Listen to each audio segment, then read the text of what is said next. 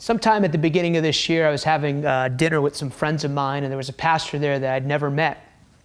And he told this story of being on his sick bed.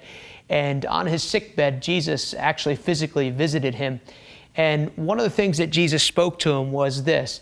He said, "Give my people the message of life, because it's the greatest message that I've ever given them."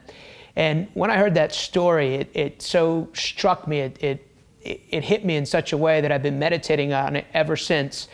And probably going to spend a good while, probably eternity, trying to fully discover what exactly the message of life is. Not that they were ignorant, but the full implications of that message. I know we know that in John 10:10, Jesus said, the thief comes to steal, kill, and destroy, but I have come that you might have life and life more abundantly.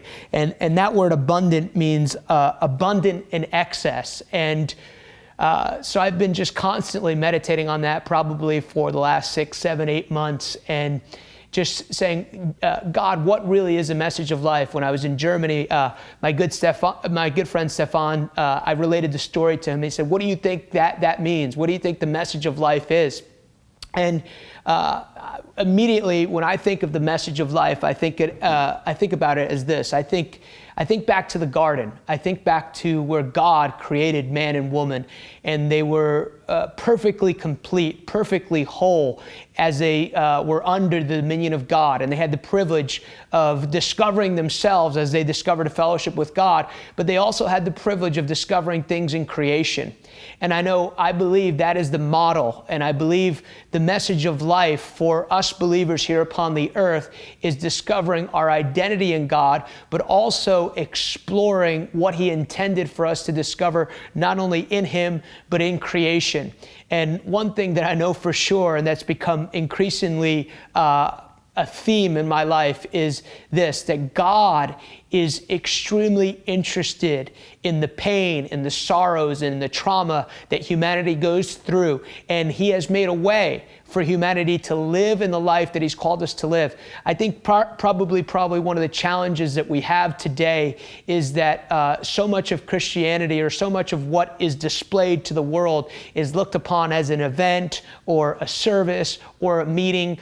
And when unbelievers look at believers, they see people who are following a God, but they don't maybe see a difference in the manifestation of behavior and lifestyle.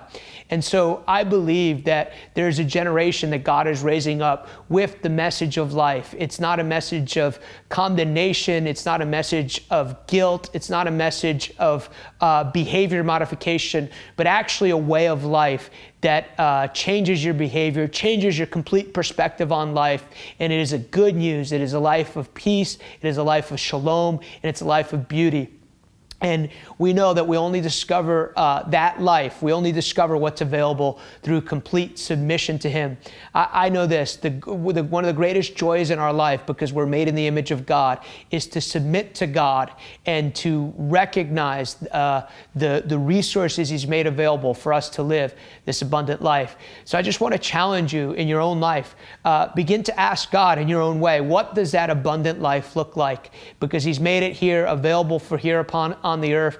And probably the theme too of this abundant life, it's not just abundant life for us, but as we enter into the life by experience, the choices we make, the decisions we make for the gospel, and the experiences we have is supposed to have a multiplying effect around us.